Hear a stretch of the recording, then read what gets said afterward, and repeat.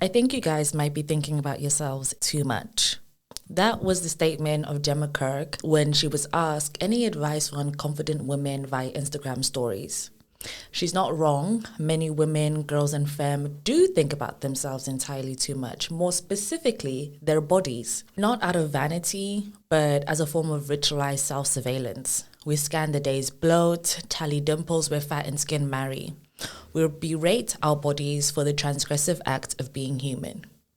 This week, I've been thinking a lot about influencer culture, and I've come to the conclusion that we need to let influencers go. Now, I want to have this conversation with you in good faith, and I want us to be open-minded when we're having this conversation, especially because the influencing industry is predominantly women, and it's where a lot of women tend to make more money. So I'm very conscious of that as we go into this conversation, but I'm also conscious of the theory of panopticism or self-surveillance. So, hi, my name is Naomi, but you can call me Nayo, and these are my notes on influencer culture. I've been really thinking about this more specifically within TikTok because I'm an avid TikTok user, and me and TikTok got together real bad. Like, I spend a lot of time on TikTok, but prior to it being the platform that it is now, TikTok really felt like a space where you could find certain people with the same interest as you, share these short bursts of your day, these highlights, have a giggle, have a laugh, and then keep going, you know? But now you cannot scroll on TikTok without someone selling you something like 2-3 ads in one swipe. It's commission, ad, sponsored partnership, paid, all of this, and it's just so overwhelming. And I was thinking about sort of a conversation that I had ages ago when it came to community, and how, because we have a loss of community within our physical world, we try to replicate that sense of community in our digital world. So we will buy into certain trends or aspire to have certain aesthetics, hoping that if we found someone outside in the real world, in the wild, that person would be in close proximity to us and it would be sort of like common interest, right? And so I was thinking about that and how it's been co-opted using terminology and language that would symbolize that they're in close proximity to you, as in, you know, girlhood culture, that kind of stuff. Like, they'll be like, hey girl, hey bestie, all of that. And my girl's trying to sell you something. She's trying to sell you something that she got for free. That's the gag. Like, that's the interesting part. But I wanted to talk about how that impacts us, everyday folk, when it comes to surveilling ourselves, when it comes to how we go on this journey of our own womanhood, and how these symbols, meaning these influencers, these creators, how these symbols, because they are symbols, they're not so much, they are human, but because they have curated this specific aesthetic, because they have curated the way that they perform, it's more symbolizing something. Like, you know, if someone is constantly drinking matcha, going to Pilates, selling you this clean girl aesthetic and all of that, that's a symbol of something more than that's just her being a person, in my opinion. This conversation is really tethered in an article I read recently from The Cut, and it was talking about a specific influencer who I will not name because I don't want to give her that platform, even if it's just my little platform. I just don't want to give you the clout, sis, or not sis, actually. And how she essentially has a skinny cult. Now, ironically, I've been talking about the rise of skinny talk dating all the way back to December, because I knew that there was a shift in the ether. I knew that something was afoot. I knew that something was amiss when I saw that the girls were like promoting skinniness, promoting thinness, not promoting health, because promoting thinness and promoting health are two different things, in my opinion. But when I saw that the trend #skinny talk was gathering more and more people, I knew that we were in deep waters. I knew that Konte Shayamanzi, something is in the water and we need to have a discussion. So I picked up on this trend in December. And I think culturally it makes sense that a lot of that is garnering the attention that it is now, because obviously when you look at the social hierarchy, celebrities sort of set the standard, and then that all trickles down to what us everyday folk think is acceptable culture. So when the celebrities started reversing their BBLs, when they started, getting Ozempic, of course, everyday folk felt like, okay, now the culture has changed. Now we all need to aspire to skinniness, to thinness, and not realizing that celebrities have accesses and resources that you would never have. So how they could lose weight quickly is not how you could lose weight quickly, because they have a chef, they have the dietitians, they have the nutritionists, they have all those things at their disposal. And of course, as women as well, we take it as if one woman with a lot of soft power is like sort of doing something that's trendy, all of us need to do the same thing. And yeah, anyway, I'm getting beside myself. I wanted to talk about this article that I read from The Cut. It was talking about this particular influencer, and she has a privatized subscription on Instagram, and it's called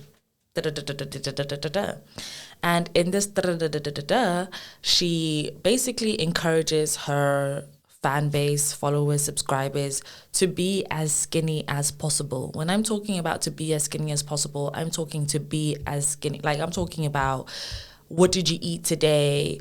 Just this girl surviving on electrolytes and green tea. Like, that's her food diary, electrolytes and green tea. And that is what she's perpetuating to this audience. And I think about panopticism, which was actually coined by Michel Foucault. I think that's how you say his name. Michel Foucault was a really great philosopher, but panopticism is described as a mode of societal control in which individuals begin to police themselves due to constant surveillance, therefore shaping disciplined, docile, and predictive bodies. So when we think about that concept of panopticism or self-surveillance, where it's individuals beginning to police themselves due to constant surveillance, this philosopher was speaking about it from sort of organizational standpoints, government, bureaucracy, all of that. But I'm thinking about it more as people, like everyday people who are perpetuating surveillance so that we can be disciplined, docile, and predictive. Disciplined and docile and predictive for who? Whereas previously, you were able to get away from self-surveillance, this watchful eye, by not buying into the magazines, maybe just driving past the billboards. Now it's on your phone. It's on your phone, it's everywhere. Whether you're checking your emails, whether you're going on TikTok, whether you're just trying to watch a YouTube ad, the watchful eye is there to let you know that you are not woman enough. But what's more nefarious is how influencers, like I said, are co-opting these insecurities because they have that close proximity to you and I. Whereas before, if you think about it, like, these beauty companies didn't have as much close proximity to us as they do now. For example, I work in marketing, right? So you would traditionally probably have to get a focus group, you would have to do some market research and all that kind of stuff. And then you'd probably be like, okay, cool. So all of these like 35 to 40-year-old women want this specific product. Let's buy a bunch of space on these magazines. Let's put some billboards up, buy some space on buses, and let it be like that. But now they're receiving that feedback in real time, and they don't even have to have the market research because they can just use influencers. These influencers have close proximity to you because they are everyday people on the internet too. So they can co-opt whatever language that you're using, that you have created to insulate yourself against capitalism, to insulate yourself against the watchful eye. And they are coming to you using that same verbiage to now say, hey girl, hey Miss Mamas, hey bestie, is your skincare routine even that? Why don't you go buy this $50 this? Why don't you go buy this £100 this hair dryer, this, and this. And when you have that in your pocket all the time, the watchful eye, self-surveillance, panopticism goes from being something that is done by the state to being something that is done by individuals. And when it's being done by women, it's like you're an agent of patriarchy. I hate to say that, but you're an agent of patriarchy because you are coming to us and you're presenting yourself as someone who is one of us, but you're really working on behalf of patriarchy by way of trying to push these ideals, trying to push this specific lifestyle that you would not even be able to sustain if you were not being gifted those products, if you were not being invited to those brand trips, if you were not being paid $2,500 to post that story. Would you be able to sustain the same lifestyle that you're telling everyone else to aspire to, the aesthetic that you're telling everyone else to aspire to? Because for me, you're an agent of patriarchy in that way, because you're trying to make it seem like people are not equipped. People, you're not sort of practicing this idea of girlhood, which you think you are doing, because you're using feminist language, but you're not presenting it in a feminist way. You're an agent of patriarchy. So we're going back to this influencer. Obviously, this journalist comes into the group and she's doing investigative journalism. And she is cognizant of the fact that this is promoting disordered eating. She's cognizant of the fact that she once has suffered from disordered eating. So she has that knowledge of, okay, cool, like I'm coming in here, but I know that this is not healthy. But even then, she cannot sustain that belief, because all the people in that group are constantly talking about how they've tried to be skinny. This society is only supposed to be women that are 18 and over.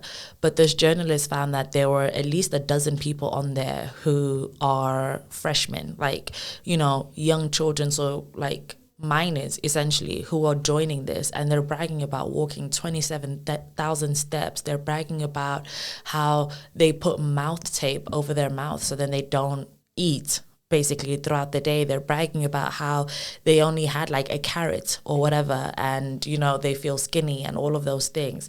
They're experiencing hair loss, they're experiencing dizziness, they're experiencing all of these things, but in the pursuit of skinniness is what they're getting at here. And so when you look at panopticism and you look at agents of patriarchy, i.e. influences, and how they perpetuate the self-surveillance, but they co-opt it by using feminist language, stuff like, she would say, like, eat like you're the main character because you are, like, eat like your higher self is watching. All of these things sort of are positioned to empower women, to embolden women, but they are not that. And we're in a very precarious time at the moment, because there is so much conservatism going on right now, and conservatism obviously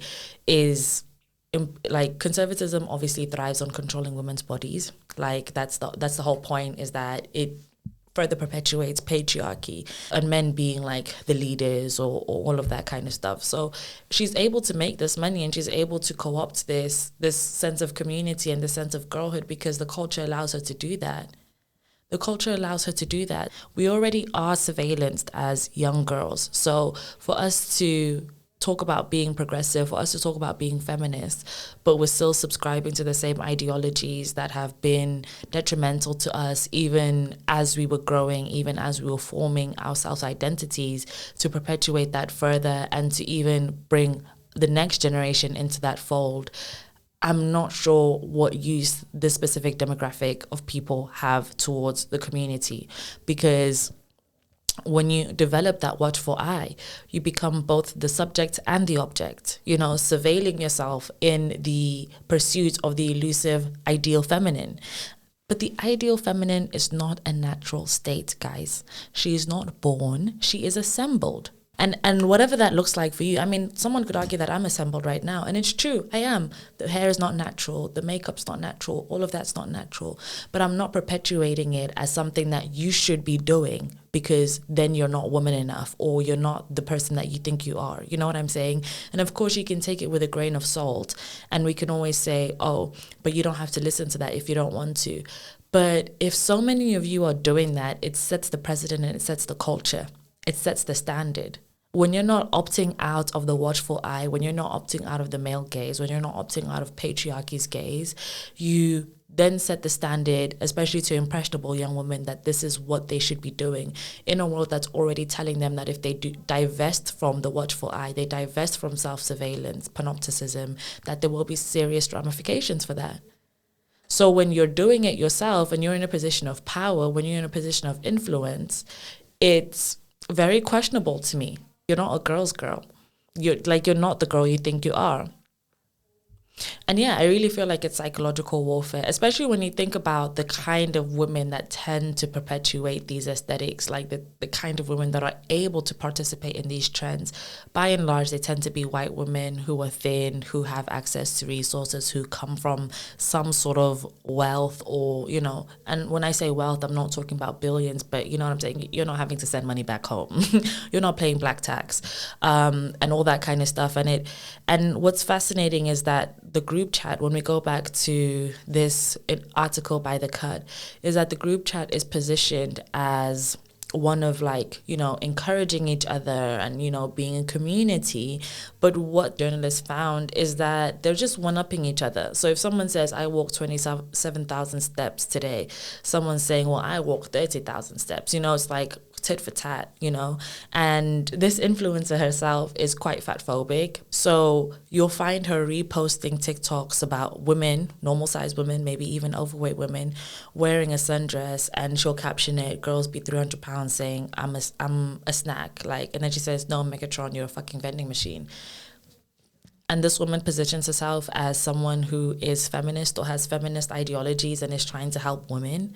Really? No, you're trying to help a specific kind of woman. And in fact, you're not even trying to help a specific kind of woman because in my opinion, you have a mental illness because you have an eating disorder. And an eating disorder is classed as a mental illness. And the fact that you're perpetuating this as something that's not a mental illness, when people are they're having dizzy spells, they're not even having regular periods, their hair is falling out, and you're continuously encouraging it for the sake of capital. So you want to be just like the white men that are exploiting you in the same. So the white men are exploiting you, and you're going to exploit the other women. So when the men are exploiting you, and then you're going to take the power that you've built for yourself, which kudos, and then you're just going to go and exploit other women for that matter. But you're going to make it seem like, oh no, I'm not doing it like the men because I'm speaking the same way that you guys speak. And you're not even encouraging health, you're just encouraging skinniness, thinness. The pursuit here is thinness. I'm gonna have a separate episode on how thinness is anti-black and how, you know, the pursuit of thinness was really just rooted in slavery and all of that kind of stuff. Don't worry, we'll get there. What's most disheartening is that essentially this whole thing plays into women and, you know, our bodies and how autonomous we get to be with them, especially who we get to listen to, because it is important for you. My feed predominantly is just women. Like the only men that come up on my feed are probably ones that are telling a joke or probably ones that are part of the LGBTQ plus community. But when you are trying to find community, when you're trying to find sisterhood because you do not have that on the outside, and that same community and that same sisterhood is telling you that you are not enough, but you are going out there busting your ass just trying to make a way for yourself, you know, we really have to take a step back and try to understand like whether these people are an asset to the community. Like, are they actually helping us? Because on one hand, yeah, you know, influencers are predominantly women and they get paid more, which is nice. But on the other hand, the way they go about acquiring that wealth is so detrimental to other women as well.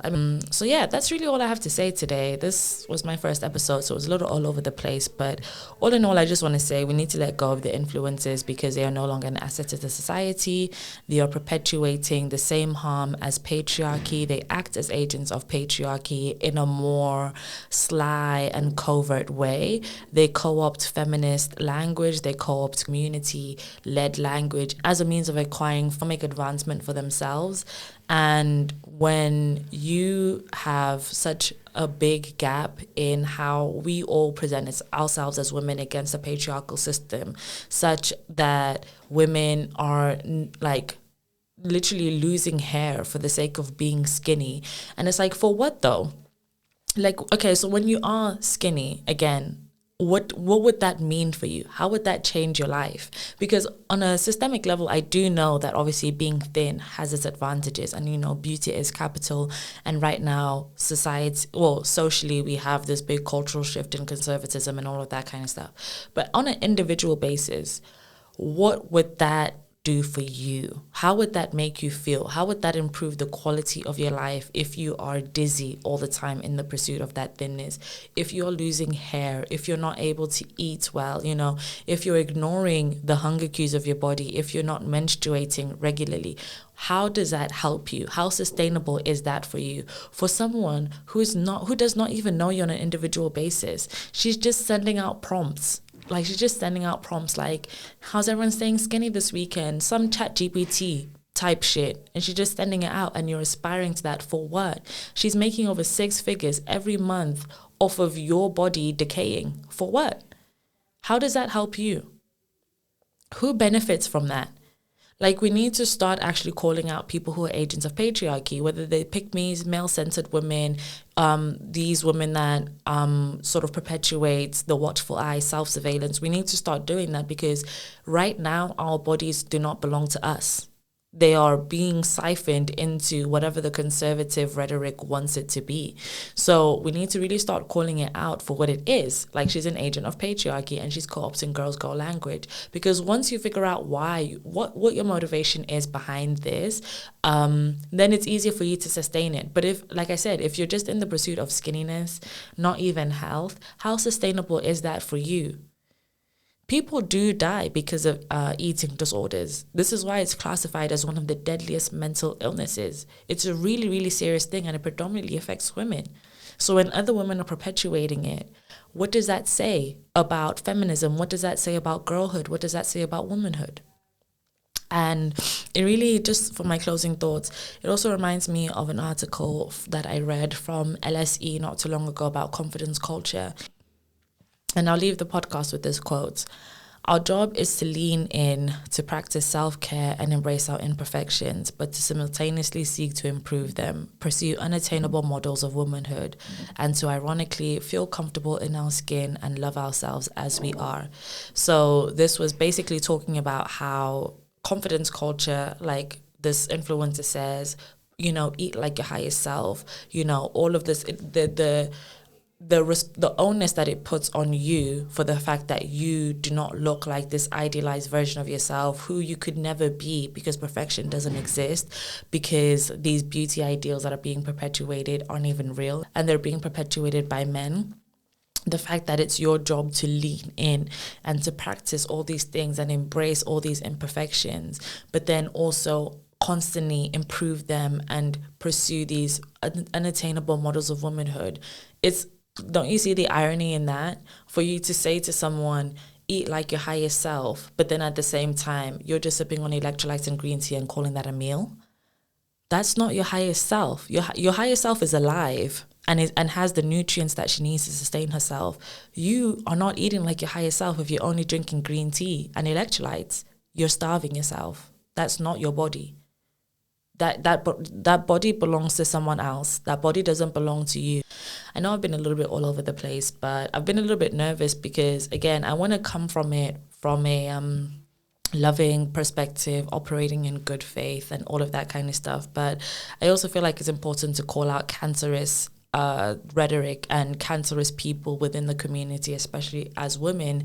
So yeah, that was the episode, and I'm really excited to continue to have these kinds of conversations and really unpick media and how it influences us and culture and all of those things, because it's important that you are educated as a woman in the media space, or it's important that you're educated as a woman when you're consuming media and when you are producing media, because it's a really, really big thing. It does really people act like media is, this is just TikTok, this is just newspapers, these are just magazines. They are cultural indicators, they are symbols, it plays a very, very important part as to how we organize ourselves in the wild, in real life. So yeah, this was episode 1 of my series Heavy Bones, which explores what happens to women's bodies during a recession. And obviously this is part of phase 1, which is the body. So we are going to be exploring themes related to psychology, gender, media, and symbols. For the next 2 weeks or so, I'll probably be diving into psychology, and I wanted to start with the concept of panopticism / self-surveillance, because I wanted us to start with just being aware of the watchful eye, being aware of how we are surveilling ourselves, how we are scrutinizing ourselves, because of course, as the saying goes, convince the mind and the body follows. So this is the psychology theme that we're going to be unpacking for the next 2 to 3 weeks. And we're going to move on to gender, media, and symbols thereafter. But yeah, thank you so much. I'm really looking forward to continue to share more, to continue to grow and develop my public speaking skills, and also to just be able to synthesize all this academic knowledge that I've gathered within the past few months in line with this research project, and to bridge the gap between academia and real life, because of course all of these systems, because all of these are part of, all of this is a part of system, and once you know how the system operates, you can at least empower yourself to make those decisions for yourself. You can be more autonomous. But yeah, I'll leave it there. Take care of yourself, take care of your body, take care of your mind, take care of your soul, and have a good rest of the day, evening, week, whenever you're watching this. Bye.